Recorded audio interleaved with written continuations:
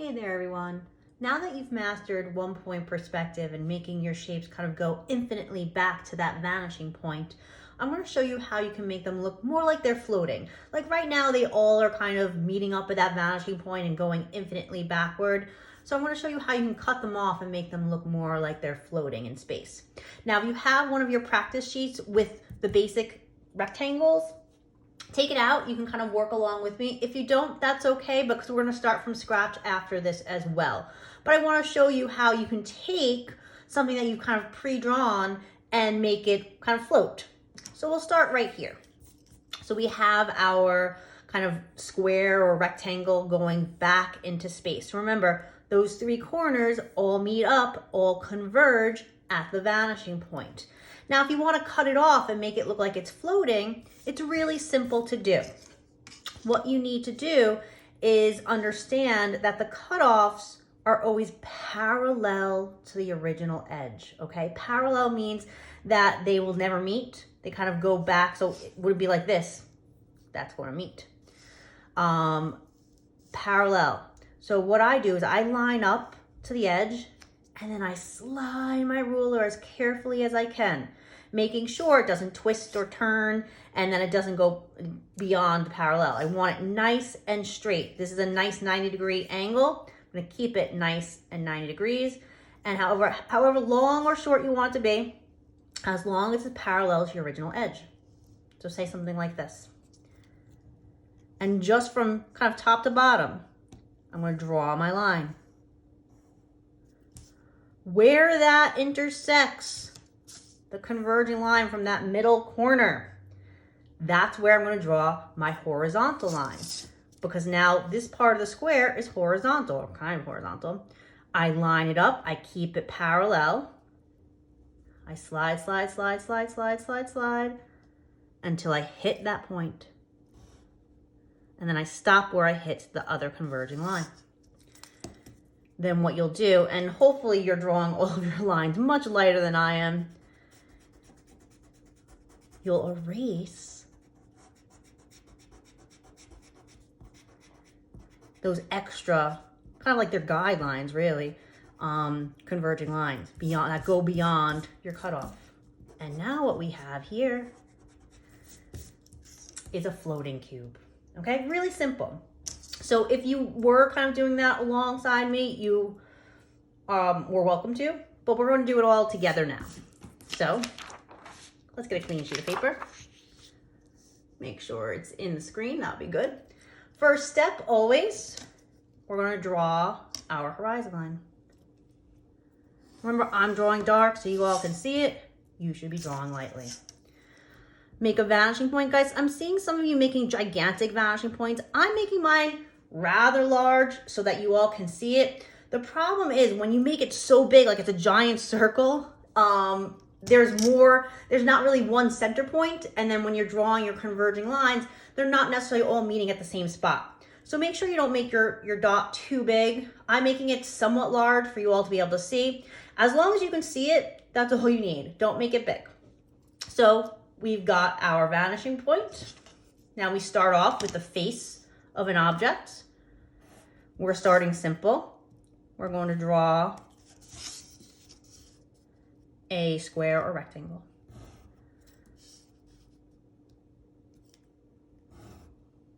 Okay, so we've got our square or rectangle facing us. Now, remember, always the corners that are closest, I drew dots. The ones back here, we tend not to see unless there's a cutout or something like that. So I always start with the closest one. I'm going to draw dark. You all should draw light because you know we're going to be erasing. Always make your lines go back to the vanishing point. If it's not going to the vanishing point, if you're doing something like this and it's just hitting a random line on the horizon, not correct. Always make sure all of your converging lines, your lines going back into space, are meeting up at that vanishing point. That's super important. And last one. Okay, so we have our infinite kind of rectangle going back in space forever and ever until it kind of becomes nothing at the vanishing point. We don't want that. We want to float. So we take the edge, parallel, slide it as far or as short as you want. Go right here, keeping it parallel. Don't do this. That's not parallel. Keep it, line it up as best you can, slide it as best you can. Once it hits that line, I make a little dot so I know. I can erase this if I want. Don't need that anymore. This I'm not sure yet, right? Let me not erase that yet. Where this goes, it's going to go horizontally across because it's kind of mirroring what you're seeing in the front. This is up and down, so the back is up and down. This is left to right, so the back is left to right. Keeping it parallel. Slide in so you hit that point of that intersection. And then you draw your line. Then you erase. And you have a floating cube. We're gonna do this as many times as we want. What I want from you is below, above, and on top of.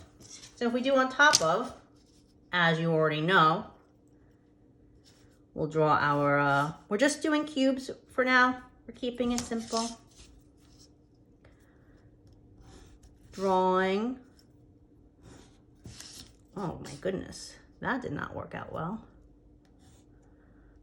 Drawn on top of my ruler instead of on the paper. There we go. Where it intersects, don't need it. Or overlaps, I should say, not intersects. Closest to the vanishing point. These are my two that are closest. Those of you at home, if you're watching this on your own, feel free to pause as you go. Work at your own pace. Oh my. Try not to break pencils like I do. I erase where it's overlapping. Now it's going on infinitely. I want to cut it off. In this case, I don't see the top or the bottom, I only see the side. So it's only gonna have one cutoff. The cutoff is always parallel to the original edge. Don't want to see this. Guys, please, when you're cutting off your shapes, keep it parallel to the original.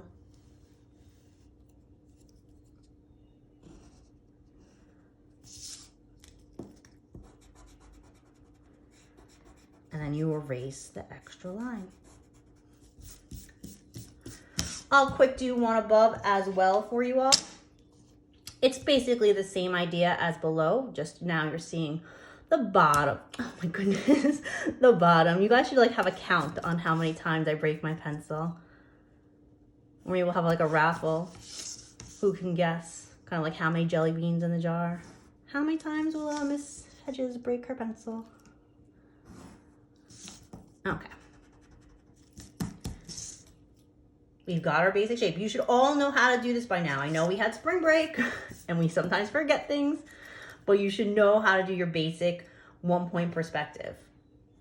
Corners that are closest to the vanishing point get drawn first.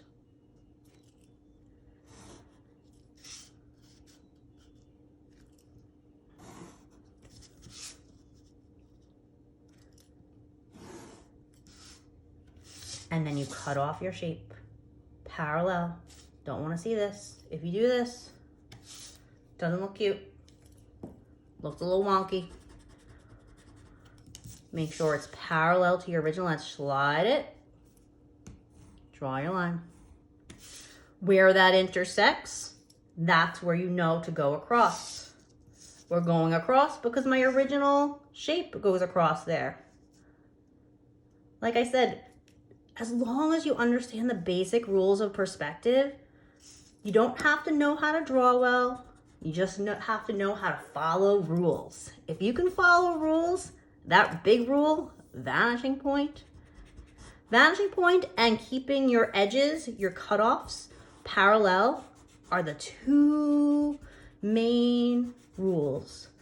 As long as you understand them and follow them, you're golden.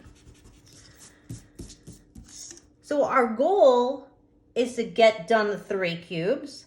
After you complete the 3 cubes, I want you to continue making cubes. If you want to try, I'm not showing you how to do it just yet, but if you want to try doing a cutoff of a more complicated shape, or maybe not even that complicated, like a triangle, try it on your own. You won't get graded if you do it incorrectly.